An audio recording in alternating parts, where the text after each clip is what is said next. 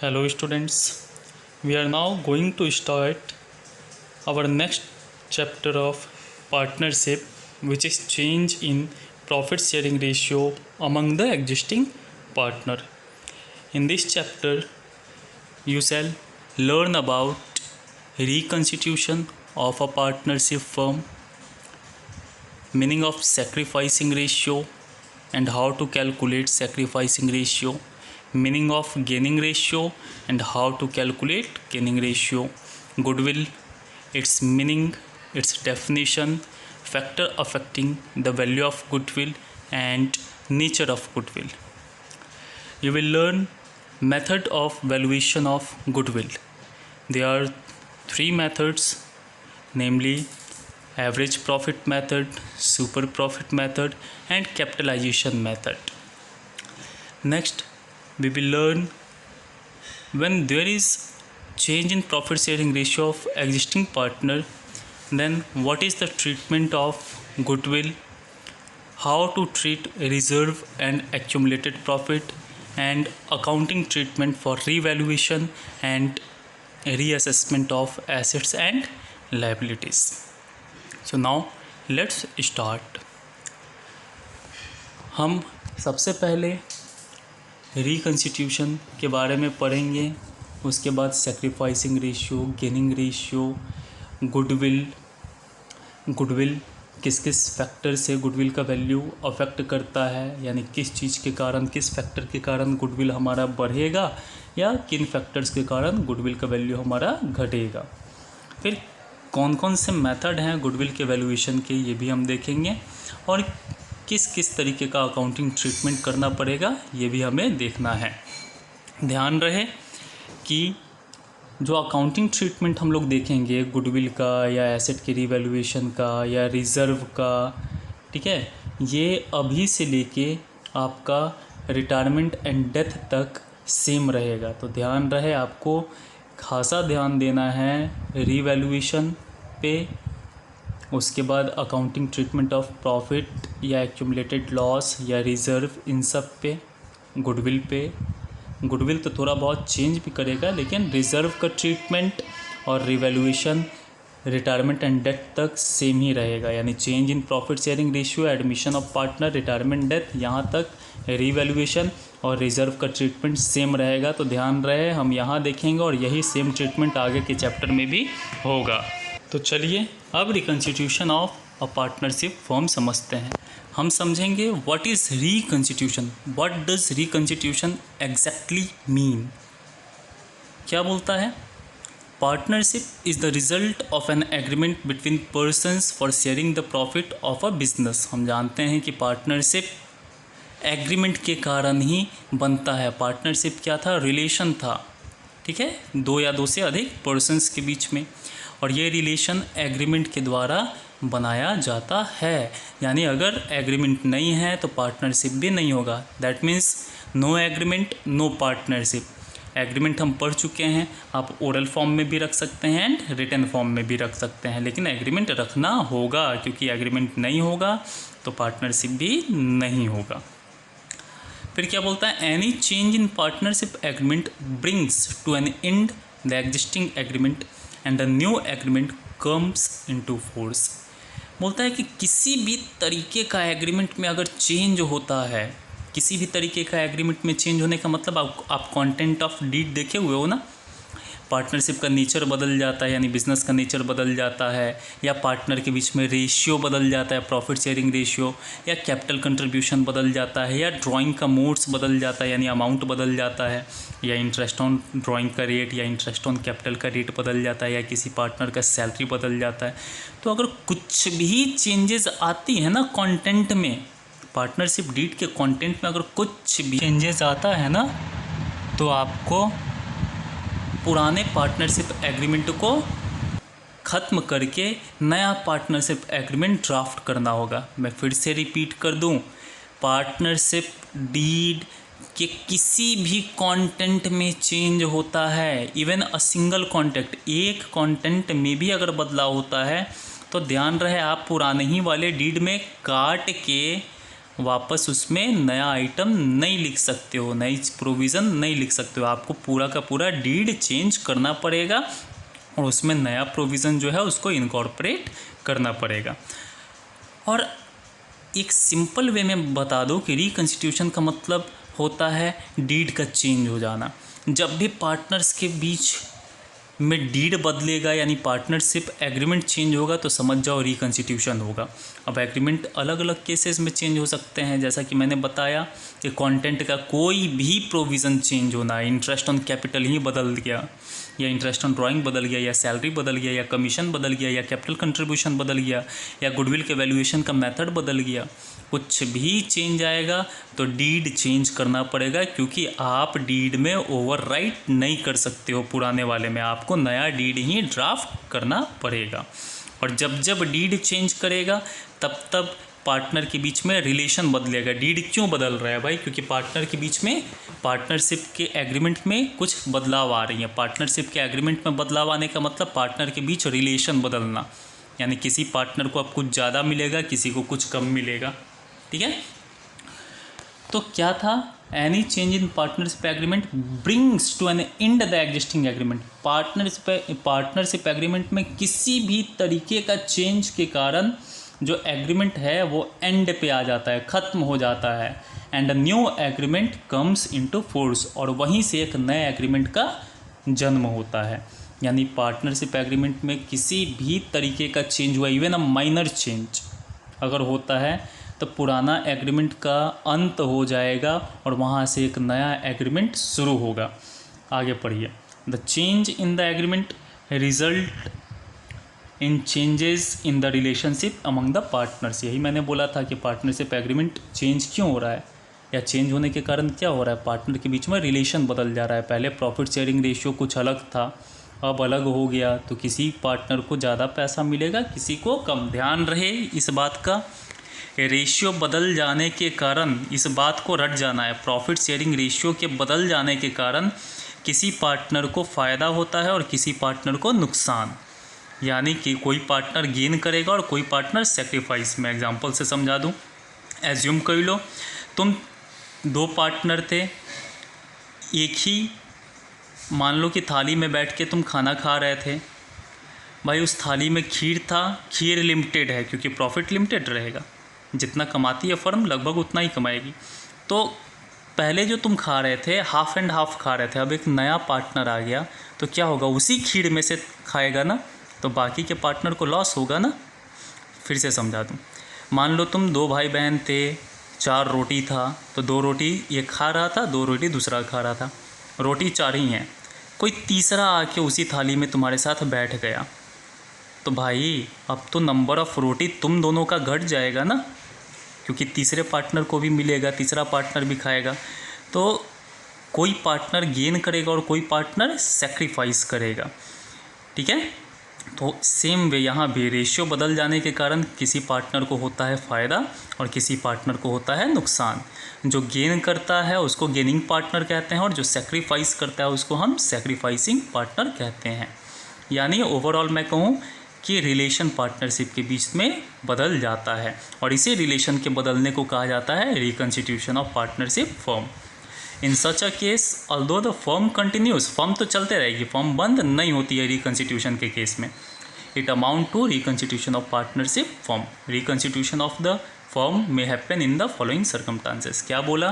तो ये बात ध्यान रखना है कि रिकंस्टिट्यूशन के केस में फर्म कंटिन्यू करते रहती है लेकिन चेंज्ड रिलेशन के साथ, बदले हुए रिलेशन, बदले हुए नियम के साथ। ध्यान रहे इस बात को कि रिकंस्टिट्यूशन ऑफ पार्टनरशिप फर्म के केस में फर्म कंटिन्यू करेगी, फर्म चलते रहेगी, एग्रीमेंट बदल जाएगा सिर्फ, तो फर्म नए एग्रीमेंट के साथ चलते रहेगी, बिजनेस बंद नहीं होगा। लेकिन डिसोल्यूशन ऑफ पार्टनरशिप फर्म के केस में फर्म बंद हो जाती है। ठीक है, अब रिकंस्टिट्यूशन किस किस केस में होता है? तो भैया जहाँ जहाँ एग्रीमेंट चेंज होगा वहाँ वहाँ रिकंस्टिट्यूशन होगा। पहला, change in profit sharing ratio among the existing partner. भाई रेशियो बदल गया, मतलब पार्टनर के बीच में रिश्ता बदल गया, मतलब एग्रीमेंट बदल गया। पुराने एग्रीमेंट में ही तो काट के नया रेशियो हम लिखेंगे नहीं, तो आपको नया एग्रीमेंट बनाना पड़ेगा, तो ये भी रिकंस्टिट्यूशन है क्योंकि एग्रीमेंट चेंज हो रहा है। एडमिशन ऑफ न्यू पार्टनर, अब नया पार्टनर आएगा तो फिर से रेशियो चेंज होगा। पहले 2 पार्टनर थे तो 2 ही लोग प्रॉफिट या लॉस बांट रहे थे, अब 3 पार्टनर हो गए तो तीनों लोग मिलके बांटेंगे, तो रेशियो भी बदलेगा। और चूंकि पुराने डीड में तो सिर्फ 2 ही पार्टनर का नाम होगा ना, तो अब उसी डीड में ओवरराइट करके तीसरे पार्टनर का तो नाम नहीं डाल सकते हैं हम, तो नया एग्रीमेंट बनाना पड़ेगा जिसमें तीनों का नाम रहे। तो यहाँ भी एग्रीमेंट चेंज कर गया, तो ये भी रिकॉन्स्टिट्यूशन है। Retirement of an existing partner, पहले 3 पार्टनर था ABC, तो पुराने वाले डीड में तो तीनों का नाम होगा। अब C रिटायर कर गया, चला गया, तो अब C का नाम तो हटाना होगा ना, तो क्या करोगे, ब्लैक कलर का मार्कर लेके और C का नाम उस पर काट देंगे।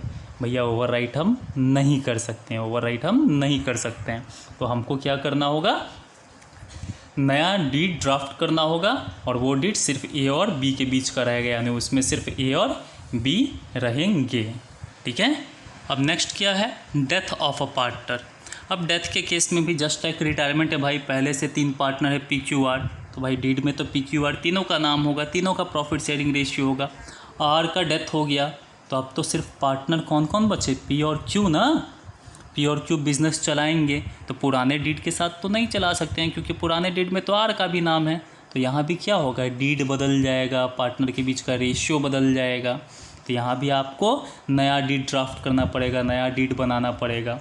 तो ये भी रिकॉन्स्टिट्यूशन है। यानी रिकॉन्स्टिट्यूशन कब कब होता है, जब जब डीड में चेंजेस आता है, जब जब डीड बदलती है। ठीक है। और मैंने बोला कि कब कब डीड बदलती है, जब भी डीड के कंटेंट में थोड़ा सा भी चेंज आ जाए। ठीक है। कोई भी कंटेंट डीड का बदल जाएगा तो समझो तुमको नया डीड ही बनाना है, पुराने डीड में तो तुम ओवरराइट कर ही नहीं सकते हो। तो डेथ के केस में भी डीड बदल रहा है। अब अमलगमेशन ऑफ 2 पार्टनरशिप फॉर्म, ये अमलगमेशन क्या होता है, ऐसे तो ये एक पूरा चैप्टर है जो तुमको ग्रेजुएशन 2nd ईयर में आके पढ़ना होगा। ठीक है। मैं थोड़ा सिंपल वे में छोटे तरीके से समझा दूं क्योंकि यहाँ तुमको अमलगमेशन पढ़ना नहीं है। अमलगमेशन में होता क्या है, अमलगमेशन का मतलब होता है 2 सिमिलर नेचर के बिजनेस का आपस में मर्ज कर जाना, मिल जाना, और मिल के वो एक बिजनेस चलेंगी। तो पहली बात, 2 बिजनेस का आपस में एक हो जाना। ठीक है।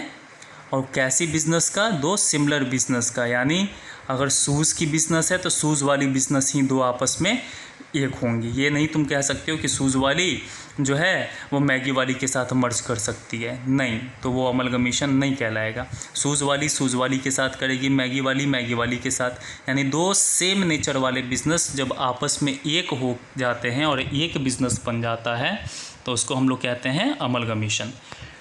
तो जो नया वाला बिज़नेस होता है, मान लो पहले एक रिलायंस था और एक वोडाफोन था, ये दोनों आपस में मिलके कोई एक नया बिज़नेस बन गया जिसका नाम मान लो रिलायंस रीवोडा रखाता है। ठीक है। पहले रिलायंस थी और वोडाफोन थी, अब एक नया बन गया जिसका नाम रह गया रीवोडा, दोनों मिलके एक कंपनी बना दिया जिसका नाम है रीवोडा। तो रिलायंस और वोडाफोन पुरानी कंपनियां थी जो आपस में मिली और एक नया कंपनी बन गया, कौन सा, रीवोडा। तो वो जो पुरानी दोनों कंपनियां थी ना, रिलायंस और वोडाफोन, वो अमलगमेटिंग कंपनियां कहलाएंगी। कौन सी कंपनी, अमलगमेटिंग।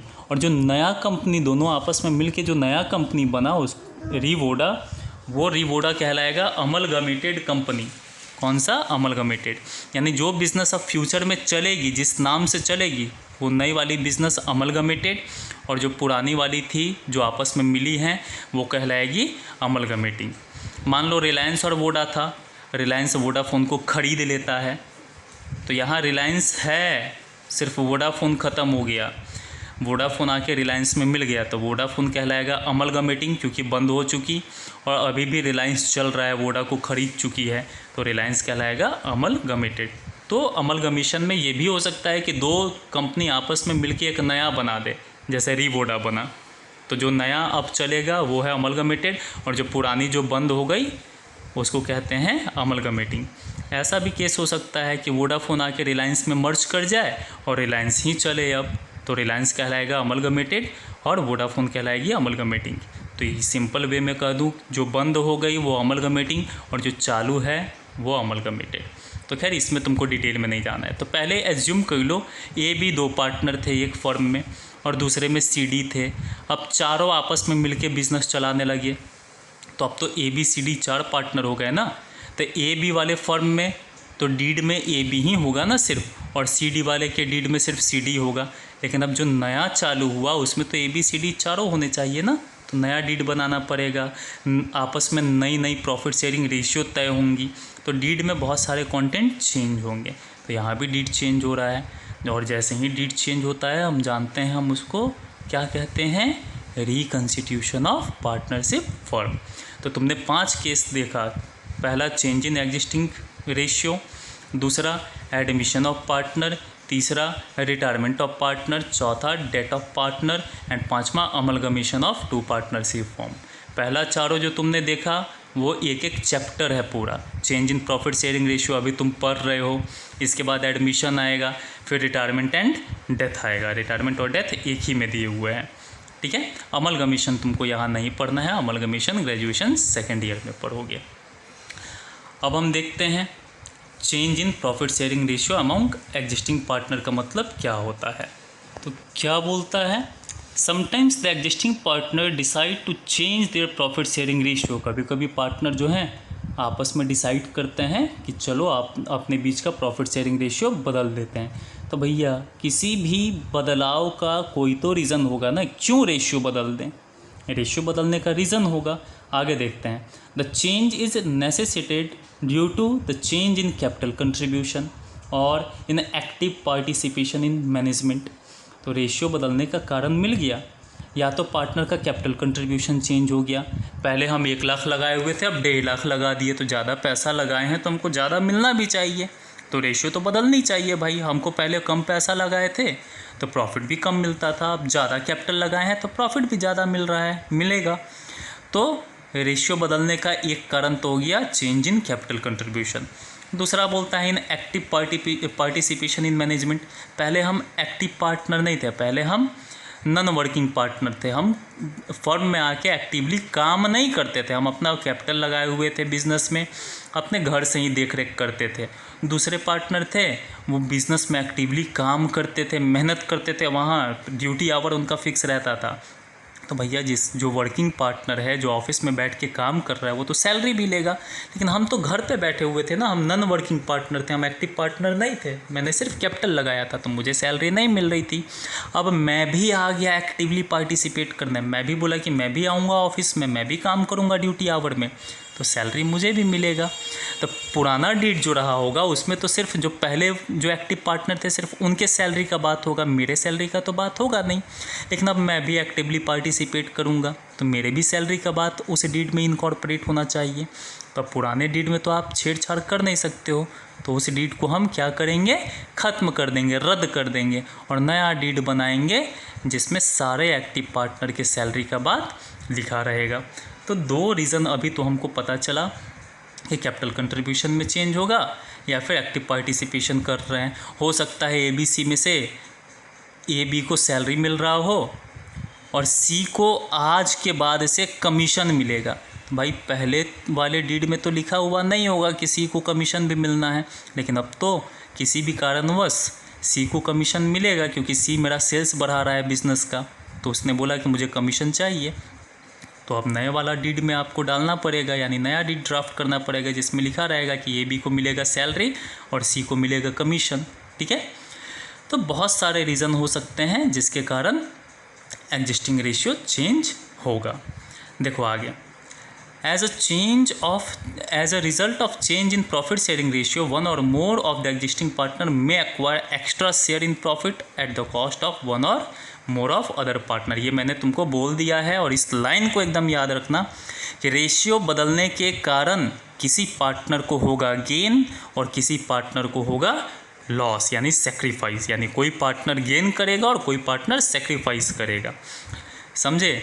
इस लाइन को तुम एकदम रिटायरमेंट डेथ तक याद करके रखोगे, ये भूलोगे तो दिक्कत होगा, ठीक है। अब इसका मतलब क्या है कि कोई सेक्रीफाइस करेगा, कोई गेन करेगा। तुम एक छोटा सा एग्जांपल ले लेना, एज्यूम करो 20,000 रुपये को तुम 311 में डिस्ट्रीब्यूट कर देना। ABC 3 पार्टनर मान के 20,000 को 3,000, 1,000, 1,000 में डिस्ट्रीब्यूट करोगे तो देखोगे कि तुम्हारा आएगा कितना, जितना भी आएगा, फिर उसी को तुम 5-3-2 में डिस्ट्रीब्यूट कर देना और फिर देखना कि किसको फ़ायदा हुआ और किसको घाटा। पहले रेशो 3:1 मानेंगे, फिर रेशो 5:3 मानेंगे, दोनों में प्रॉफिट को बांट के और देख लेंगे कि किसको फ़ायदा हो रहा है किसको घाटा। तो इससे तुमको समझ में आ जाएगा कि रेशो बदलने के कारण किसी पार्टनर को गेन होना शुरू होता है और किसी को सेक्रीफाइस। तो एक्चुअली होता क्या है, अगर पीछे हम इस बात के मतलब गहराई में जाएं तो मैंने बोला कि कोई पार्टनर गेन करता है, कोई सेक्रीफाइस करता है। तो ऐसे ही नहीं करता है। वो कहने का मतलब है कि गेनिंग पार्टनर ने सेक्रीफाइसिंग पार्टनर का हिस्सा खरीदा है। ठीक है, मैंने ख़रीद लिया, कारण जो भी रहे, मैं ज़्यादा कैपिटल लगा दूं या मैं एक्टिवली पार्टिसिपेट करूं, रेशियो बदलेगा तो कोई भी पार्टनर, कोई एक पार्टनर या एक से अधिक पार्टनर गेनिंग होंगे और एक या एक से अधिक पार्टनर सेक्रीफाइस करेंगे। ठीक है, इस बात को ध्यान रखना है। अब आगे क्या है, adjustment required at the time of change in the profit sharing ratio. यानी अगर रेशियो बदलेगा पार्टनर के बीच में तो किस किस तरीके का एडजस्टमेंट हमको करना पड़ेगा। पहला एडजस्टमेंट यानी पहला काम तो हमको गेनिंग और सेक्रीफाइसिंग रेशियो है निकालना, ताकि मुझे पता चल सके कि कौन सा पार्टनर गेन कर रहा है, कौन सा पार्टनर सेक्रीफाइस कर रहा है। तो गेनिंग सेक्रीफाइसिंग रेशियो निकाल लेने के बाद फिर हम गुडविल का अकाउंटिंग करेंगे। ठीक है, यानी पता करेंगे कि गुडविल कितना है, कि कौन सा पार्टनर गुडविल में हिस्सा लेगा, कौन सा पार्टनर गुडविल सेक्रीफाइस करेगा। रिजर्व और एक्यूमुलेटेड प्रॉफिट का अकाउंटिंग करना होगा, रीवैल्यूएशन हमको करना होगा एसेट एंड लायबिलिटीज़ का, और कैपिटल में भी एडजस्टमेंट करना होगा। देखो एक बात जान जाओ कि अगर रेशियो बदला पार्टनर के बीच में तो हमको बहुत सारे एडजस्टमेंट करने पड़ सकते हैं, जैसे गुडविल का एडजस्टमेंट, रिजर्व और प्रॉफिट का एडजस्टमेंट, रीवैल्यूएशन करना पड़ेगा एसेट लायबिलिटी का, और कैपिटल का एडजस्टमेंट करना पड़ेगा। ठीक है, अब देखो सेक्रीफाइसिंग रेशियो क्या होता है, क्या बोलता है, whenever there is a change in the profit sharing ratio, one or more of the existing partner have to surrender some of their old share in favor of one or more of the other partner। यही बात है कि अगर ratio बदलता है तो किसी partner को गेन होगा और कोई पार्टनर सेक्रीफाइस करेगा। तो सेक्रीफाइसिंग पार्टनर मतलब, सेक्रीफाइस का मतलब त्याग करना, तो वो अपने हिस्से को त्याग दे रहा है और उसका हिस्सा को लेके कौन जा रहा है, गेनिंग पार्टनर। भाई पहले से तुम 2 भाई बहन थे, 6 रोटी था तो 3-3 रोटी दोनों लोग खा रहे थे, एज्यूम कर लो। अब तीसरा भाई भी आके बैठ गया तो भाई अब क्या करोगे, तीसरा भाई तो तुम ही दोनों भाई बहन के रोटी में से रोटी खाएगा ना। यानी तुम दोनों जो पुराने वाले थे, तुम दोनों ने नए वाले भाई या बहन के लिए अपना कुछ रोटी सेक्रीफाइस कर दिया, त्याग दे दिया, एक एक रोटी दोनों लोग ने उसको दे दिया। तो अब क्या हो गया, 2 रोटी और 2 रोटी तीनों को मिलने लगा। तो इसमें फ़ायदा किसको हुआ और घाटा किसको हुआ। देखो पहले से जो लोग थाली में बैठे हुए थे वो 3-3 रोटी था उनके हिस्से में, जैसे ही तीसरा नया पार्टनर आया 2-2 रोटी हो गया। यानी नए वाले के आने के कारण पुराने वाले को घाटा लग गया और नए वाले को फ़ायदा हो गया, क्योंकि नए वाला तो पहले थाली में था ही नहीं ना, उसको तो हिस्सा मिलता नहीं था। लेकिन जैसे ही वो आके थाली में बैठा वो भी 2 रोटी चपेट गया, तो घाटा तुम दोनों को लगा और फ़ायदा नए वाले को हो गया। ठीक है, दूसरा एग्जाम्पल, तीनों भाई बहन बैठे हुए थे, बात था कि 2-2 रोटी खाएंगे। ठीक है, एक भाई को इच्छा किया कि नहीं हम एक ही रोटी खाएंगे, दूसरा भाई बोला कि दे दे अपना रोटी मुझे। ठीक है, तो पहले 2-2 रोटी मिलना था, एक भाई ने अपना एक रोटी दूसरे को दे दिया, तो अब किसी एक को 3 मिल रहा होगा, किसी एक को 1 ही मिला और नेक्स्ट वाले को 2 मिल रहा होगा, यानी 3-2-1 हो गया। ऐसा भी हो सकता है कि जिस भाई ने अपना 1 रोटी दिया बाकी दोनों ने आधा आधा बांट लिया, तो अब कितना कितना हो गया होगा, 2.5 और 1, तो इन लोगों को फ़ायदा हुआ और जिसने सेक्रीफाइस किया उसको तो सेक्रीफाइस हुआ। ठीक है, तो ध्यान रहे रेशियो बदलने के कारण किसी पार्टनर को गेन होता है और किसी को सेक्रीफाइस, लेकिन ये फ्री में नहीं होता है। सेक्रीफाइसिंग पार्टनर जिसने अपना हिस्सा त्यागा है वो उसके बदले कुछ लेता है, इसके बारे में हम बाद में डिटेल में देखेंगे।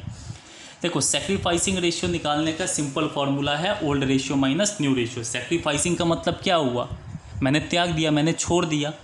जब छोड़ दिया तो अब फ्यूचर में मुझे क्या होगा, ज़्यादा मिलेगा या कम, कम मिलेगा ना, पहले 2 रोटी मिलता था, अब से हमको 1 ही रोटी मिलेगा, मैंने त्याग दिया, 1 रोटी तो मैंने त्याग दिया।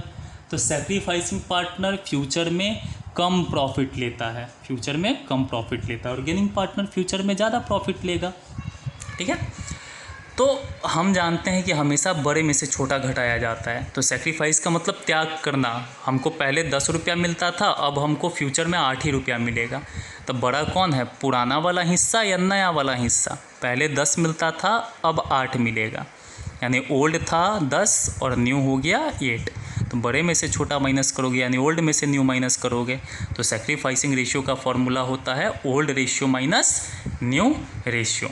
आगे क्या बोलता है, the purpose of calculating sacrificing ratio is to determine the amount of compensation to be paid by gaining partner. मैंने बोला है कि गेनिंग पार्टनर को फ्री में कुछ भी नहीं मिलता है, या सैक्रिफाइसिंग पार्टनर को भी फ्री में कुछ भी, सैक्रिफाइसिंग पार्टनर भी फ्री में कुछ नहीं देता। ये कॉमन सेंस है, हम फ्री में क्यों अपना हिस्सा त्याग दें। तो गेनिंग पार्टनर, सिंपल वे में बोलूँ तो गेनिंग पार्टनर सैक्रिफाइसिंग पार्टनर से हिस्सा खरीदता है और उसके बदले वो उसको कंपनसेट करता है, पे करता है। तो सैक्रिफाइसिंग रेशियो या गेनिंग रेशियो हम निकालते ही इसलिए हैं ताकि ये पता कर लें कि गेनिंग पार्टनर सैक्रिफाइसिंग पार्टनर को कितना पे करेगा। क्लियर है? ठीक है, और वो कंपनसेशन गुडविल के बेसिस पे ही, गुडविल के प्रोपोर्शन में ही पे कर दिया जाता है। अब गेनिंग रेशियो के बारे में क्या बताना है, सैक्रिफाइसिंग के साथ साथ ही गेनिंग भी बता दिया है, फिर भी देख लें। वही लाइन फिर से लिखेगा कि भैया रेशियो चेंज करने के कारण क्या होगा, किसी पार्टनर को गेन होगा और किसी पार्टनर को सैक्रिफाइस होगा। गेनिंग पार्टनर सैक्रिफाइसिंग पार्टनर का हिस्सा खरीदता है तो उसको कंपनसेट भी करेगा, उसको पैसा भी देगा, क्योंकि हम खरीद रहे हैं तो पे तो करेंगे ना। क्या बोलता है, the ratio of gain of profit sharing ratio is called gaining ratio. जिस रेशियो में हम गेन कर रहे हैं उसको गेनिंग रेशियो कहते हैं, और जिस रेशियो में हम सैक्रिफाइस करते हैं उसको सैक्रिफाइसिंग रेशियो कहते हैं। अब सैक्रिफाइसिंग में क्या था, पहले 10 रुपया मिल रहा था, ओल्ड 10 था और न्यू 8 था, क्योंकि मैंने त्याग किया है तो पहले ज़्यादा मिलेगा अब कम। तो फॉर्मूला क्या था, old minus new, old ratio minus new ratio. Gaining ratio में क्या है जी, एज्यूम करो अभी मुझे 5 रुपया मिल रहा है और आज के बाद मैं गेन करूँगा, यानी फ्यूचर में मुझे कितना मिलेगा, 8 रुपया। तो ओल्ड है 5 और न्यू है 8, और हमको अच्छे से पता है कि बड़े में से छोटा माइनस करते हैं तो बड़ा कौन है, न्यू वाला, और छोटा कौन है, ओल्ड वाला। तो गेनिंग रेशियो का फॉर्मूला क्या हो जाएगा, new ratio minus old ratio. ठीक है, तो सैक्रिफाइसिंग रेशियो में पुराना वाला ज़्यादा रहता है, पहले हमको ज़्यादा मिलता था और अब हम त्याग दिए तो अब कम मिलेगा, यानी अब न्यू वाला कम मिलेगा। तो ओल्ड माइनस न्यू रहता था सैक्रिफाइसिंग, जबकि गेनिंग में क्या है, हमको अभी तक कम मिल रहा है और आज के बाद हमको फ़ायदा होगा, यानी न्यू ज़्यादा मिलेगा, तो न्यू माइनस ओल्ड रहेगा। ठीक है, चलिए, तो हमें ध्यान किस किस बात का रखना है। पहला, रिकन्स्टिट्यूशन का मतलब पार्टनर के बीच के रिलेशन का बदल जाना, यानी पार्टनर के बीच के एग्रीमेंट का बदल जाना। तो जब जब एग्रीमेंट चेंज होगा तब तब रिकन्स्टिट्यूशन कहलाएगा। ठीक है, रिकन्स्टिट्यूशन के केस में फर्म कंटिन्यू करते रहती है with changed relation, firm continue करते रहती है विथ चेंज्ड एग्रीमेंट। ठीक है, यानी फर्म बंद नहीं होगी, बिजनेस बंद नहीं होगी। तो रिकन्स्टिट्यूशन ऑफ पार्टनरशिप फर्म का मतलब बिजनेस चलते रहेगी, नए एग्रीमेंट के साथ अब चलेगी। ठीक है, लेकिन डिसॉल्यूशन ऑफ पार्टनरशिप फर्म का मतलब होता है फर्म ही बंद हो गई। ध्यान रहे, रिकन्स्टिट्यूशन ऑफ पार्टनरशिप फर्म को डिसॉल्यूशन ऑफ पार्टनरशिप भी कहते हैं, रिकन्स्टिट्यूशन को डिसॉल्यूशन ऑफ पार्टनरशिप भी कहते हैं, लेकिन डिसॉल्यूशन ऑफ पार्टनरशिप फर्म अलग होता है। रिकन्स्टिट्यूशन ऑफ पार्टनरशिप इसमें, ठीक है, इसको हम डिसॉल्यूशन ऑफ पार्टनरशिप भी कहते हैं। रिकन्स्टिट्यूशन ऑफ पार्टनरशिप फर्म को डिसॉल्यूशन ऑफ पार्टनरशिप भी कहा जाता है। ध्यान रहे, मैं डिसॉल्यूशन ऑफ पार्टनरशिप बोल रहा हूँ, डिसॉल्यूशन ऑफ पार्टनरशिप फर्म नहीं बोल रहा हूँ, मैंने आगे फर्म वर्ड नहीं लगाया है। तो डिसॉल्यूशन ऑफ पार्टनरशिप और रिकन्स्टिट्यूशन ऑफ पार्टनरशिप फर्म दोनों एक ही हैं, लेकिन डिसॉल्यूशन ऑफ पार्टनरशिप और डिसॉल्यूशन ऑफ पार्टनरशिप फर्म अलग अलग है। डिसॉल्यूशन ऑफ पार्टनरशिप यानी रिकन्स्टिट्यूशन ऑफ पार्टनरशिप फर्म, इसमें क्या होगा, बिजनेस बंद नहीं होगी, बिजनेस चलते रहेगी, सिर्फ एग्रीमेंट बदल जाएगा। लेकिन डिसॉल्यूशन ऑफ पार्टनरशिप फर्म के केस में बिजनेस ही बंद हो जाती है। मैं रिपीट करूं, डिसोल्यूशन ऑफ पार्टनरशिप में बिजनेस चलते रहेगी, एग्रीमेंट चेंज होगा, इसीलिए इसका दूसरा नाम रिकॉन्स्टिट्यूशन ऑफ पार्टनरशिप फॉर्म है। लेकिन डिसोल्यूशन ऑफ पार्टनरशिप फॉर्म के केस में बिजनेस ही बंद हो जाती है।